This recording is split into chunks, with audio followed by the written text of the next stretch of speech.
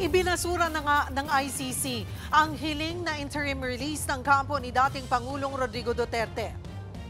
At nasa frontline ng balitang yan, si Camille Samonte. Camille, idetalye mo sa amin ang naging desisyon ng ICC.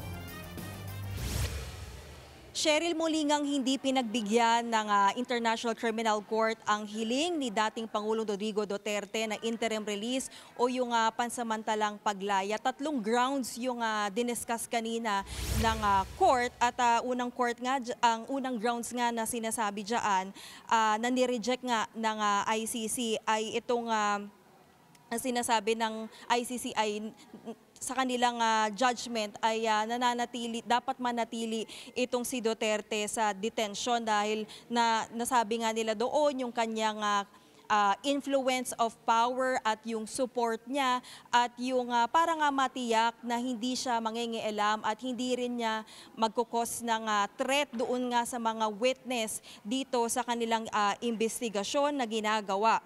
So pangalawa, sinabi rin dito na mayroon ngang sinasabi nung kampo ni Duterte na mayroong bansa nga na gustong kumupkop sa kanya kapag siya ay napagbigyan ng interim release. Cheryl, kung matatandaan, ang ground rule kasi ng ICC ay kung mapapagbigyan ng interim release itong si Duterte ay dapat makaka-attend pa rin siya doon sa hearing. Pero sabi ng pre-trial chamber ay hindi rin ito na-guarantee, no, kahit na ipinangako nga nitong state na ito na hindi pinangalan na willing silang tanggapin si Duterte.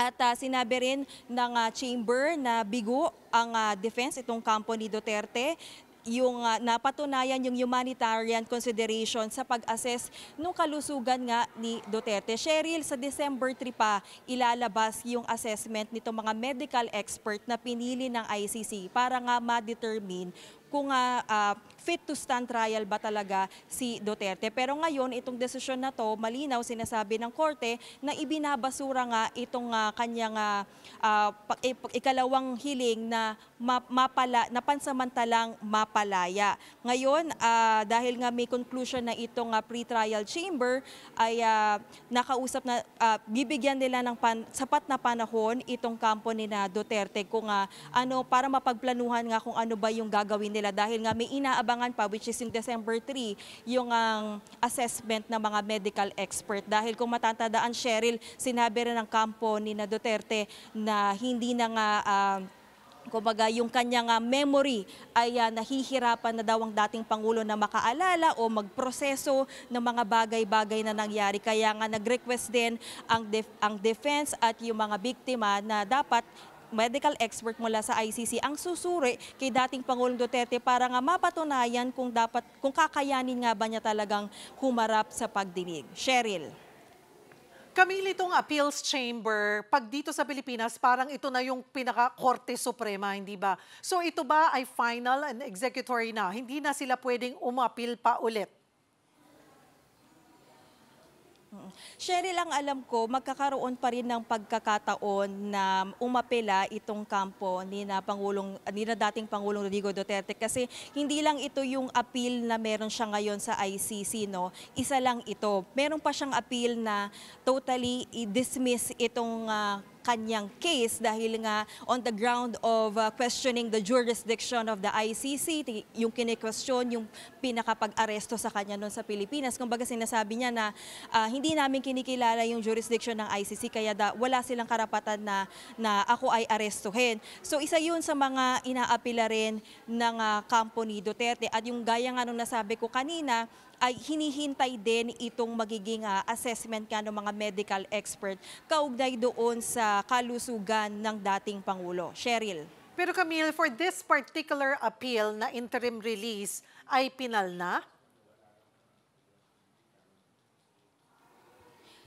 Cheryl, for the interim release, final na ito, no? Ito na yung conclusion talaga na judgment ng pre-trial chamber. Ngayon, aabangan natin kung anong mangyayari, kung magbabago ba yung sitwasyon kapag, for example, lumabas doon sa assessment ng medical expert na hindi nga siya fit to stand trial, then magkakaroon ulit ng pagdinig ang ICC at pag-uusapan niya ng hukom kung anong mangyayari or magkakaroon ba ng pansamantalang break. Kasi if I remember correctly, nung unang pumutok itong balita about his medical condition, ang sinasabi dyan ni Attorney Cristina Conti ay possible na magkaroon muna ng parang break at titignan kung mag-i-improve yung condition ng dating Pangulo. No?